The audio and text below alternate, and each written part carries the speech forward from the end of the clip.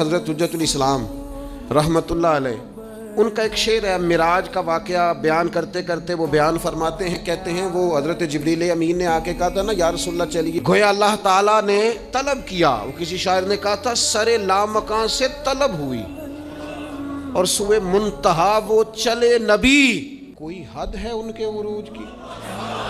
बस इतना बता देते हैं, बलगल गुलाबे कमाले कशफत दुजाबे